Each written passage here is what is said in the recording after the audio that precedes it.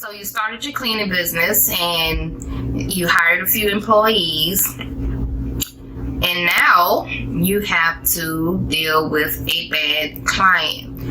For me, I'm not even gonna lie, I have to be one of the most patient people on earth. I'm a Virgo, and one thing about Virgos, we tend to have a lot of patience. Okay, so it really takes a lot for me to have to let a client go. I'm one of those trying to figure out the problem people, like really try to get to the root of the problem and try to see whether I can solve the problem. It's like a game for me, and I take great pleasure in winning this game. Okay, for instance, my daughter set up an appointment to get her lashes or nails or something done, right? And she had to reschedule. And I think she rescheduled with the person twice, right? So by the second time, when she had to move it around again, because we're a very busy family and things happen to change, and that day she had to move her date around again and say, well, I'm so sorry, can I please get it done on this day instead of that day? And the lady was like, well, you know what, you just gonna have to go somewhere else with another person in the shop or whatnot. We're just not gonna take you, and And I thought that was real unprofessional of the business, quote unquote. You know, I mean, you gonna turn down money because, you know, the client said she had to change a date. And so what? She changed the date twice, but she really, you know, she really had to change the date. You know what I mean? But instead of trying to figure out, you know, just what the root of the problem was and how they can work it out so that this company can still, you know, they can still mend their relationship and they can still win the client. Instead, they just shooed my daughter off. Like, no, you're going to have to go somewhere else. There's other people in the salon and you just have to find someone else because I'm not going to take you. So I'm not one of those type of people. You know, our company, hey, I don't like to let my coins slip away. I'm sorry, I don't. I'm gonna do whatever I have to do to get my clients and please my clients or whatnot. We know we have difficult clients sometimes. I have clients move their dates around all the time. Boo-hoo, okay? If they want to move a date around, I just switch some stuff around or whatnot. But you know, if they're just downright being not showing up and stuff like that, then that's a conversation, baby. We just have to have a conversation, you know. But downright, it really takes a lot for me to just execute a client. It really does. But for some reason, our people, they don't have patience at all. Our culture, we tend to not have much patience. It's like like you rich. You know what I mean? I'm not rich. I can't afford to be saying to every little thing that pisses me off. Okay, so this is just me and how I operate. I always try to figure out the why, the what, the why, and try to fix it. Okay. So you cannot be so quick to cut off your money. This is how I feel. Now, don't get me wrong. If the client is downright disrespectful, come on, guys. We know disrespect. We're not going to deal with disrespect. Nobody spitting in your face, calling you out your name. Come on. I'm not talking about that type of stuff. You know, perverts, because you know we deal with that as women in the cleaning business all the time. I had one guy say, well, are you going to send a cute cleaner? Like, I'm not talking about people like that. I'm talking about a client that, for instance, I had one client. What? A dog. You put the dog on Caleb's bed? Oh, sorry about that, you guys. I had to go clean up dog poop. I had one client that had a problem with her floors, right? I had two cleaners cleaning her home, and the cleaners had mopped her floor 3 times, right? So when I got there to inspect, the lady still was not satisfied with her floors because she said that it's still white, like residue kind of coming up on her wood floors. And the cleaners were like, listen, man, we mop 3 times. Like, I'm not mopping it again. No, you know. And then one of my cleaners actually quit. It was her first day and her last day. She was like, this ain't for me. No. So she quit on me. And the other cleaner, she stayed with me, and she was like, okay, Miss Johnson, what you want to do? Because we already mopped the floor like 3 times. Like, she is difficult. So I just politely talked to the client, and I said, well, you know, my cleaner said they mopped this floor 3 times. And I said, what do you see on the floor again? And she explained to me that she got her floors, she had a little construction done in her bedroom. And that's when it dawned on me, okay, so construction dust must have been on your floor before.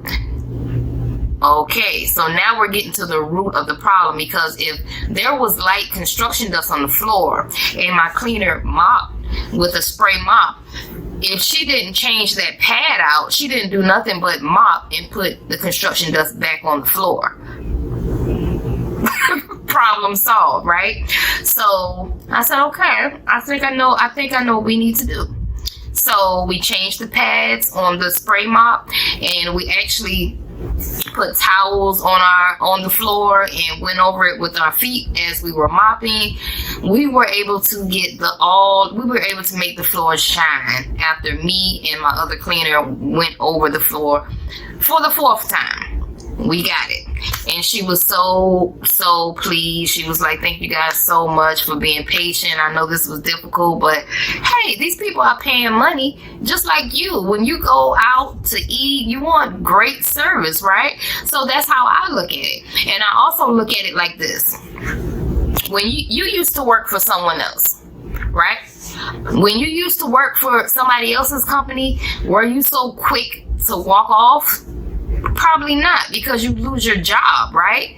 So I used to always think of it like this. I used to be a housekeeper, and customers would always ask, can I have some more towels, or could I have this, or could I have that? And I would always jump. Even when I had a bad customer, a bad customer, and they're complaining about something in the room, I would always just jump to it like it wasn't nothing, no brainer. I would do what I had to do, or else I'll lose my job, right? Okay, so when you own a company, you kind of got to think of it the same way.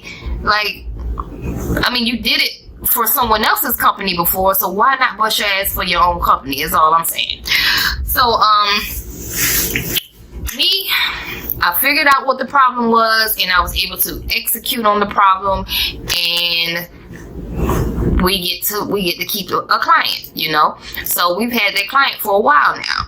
And not only that client, but I've had so many quote unquote difficult clients that, you know, whenever my cleaning crew is with me, they might feel some type of way, like, man, look, I'm not getting on my hands and knees, and I'm not about to do nothing. You know, but I'm that person that always goes above and beyond to fix whatever the problem is. You know what I'm saying? And I'm not saying just like, you know, tolerate disrespect, because it's a difference. You got to know when to draw a line. But for instance, I'll tell you another scenario. I had a little old lady that wanted to know what the black stuff was, sticky stuff on her floor.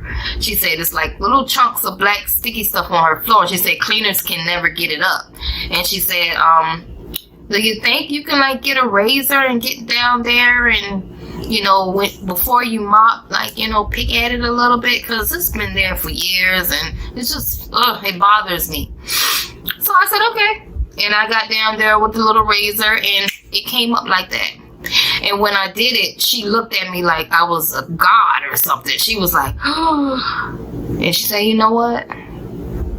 No one has never done that for me before. You know what I mean? And it did not take a long time. It's just, some people are just like, man, I'm not getting on my hands and knees and da da da da. when really it might only take you 5 minutes to do. If it's only going to take a few seconds of you 1, 2, 3 and it's gone, like, come on. You know what I mean? So I would say find out what the root of the problem is. See whether the problem is fixable, whether you can fix it, and try your best to salvage whatever it is. If it's not fixable, then okay. The best thing about having a business is you do not have to deal with disrespect. You don't have to deal with difficult clients. If you feel uncomfortable, if the job is you can't please this client, you can always politely let that client go. Okay. Oh, the next thing I wanted to say was this: do not argue back and forth with your clients. Please do not do that. I had a partner go back and forth tit for tat with the client before. That was so tasteless. Don't do that. Don't do that.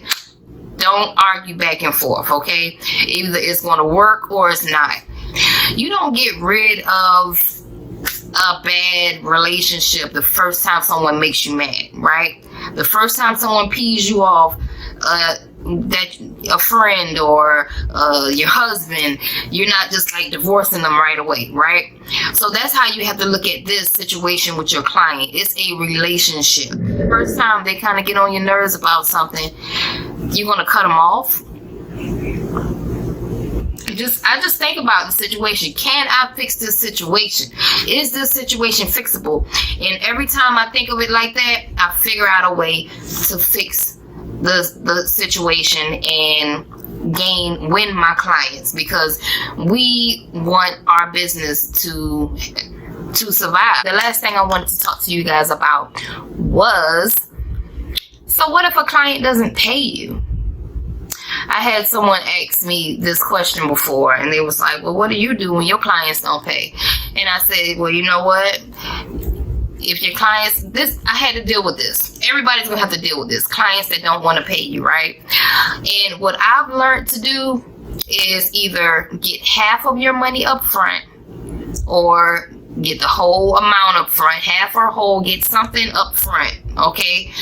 That is the best way to save your own ass. Oh, wow, are they sending me this? Okay, so clients that don't pay, make sure you get some money up front. Either get half up front, something, okay? The second thing I would say is please have a service agreement, and thoroughly go over your service agreement with your clients. So make sure you have a service agreement. Make sure you get at least half of your money up front. That will save you a whole lot of headache in the end. Now, if you can't get your money up front and you're doing like a 30 net pay, what I've seen to work, this is what works for me, okay? Let's say I have a few clients, we're on a net 30, and it's 60 days have passed and I still don't see any checks. Sometimes it's best if you have sent phone calls, emails, you just have to pull up, you know. And I'm not talking about pull up on some Suge Knight stuff now, you know what I mean? I'm not saying be Nino Brown, pull up like Rihanna, you better have my money, you know. I'm not saying that type of pull up, you know.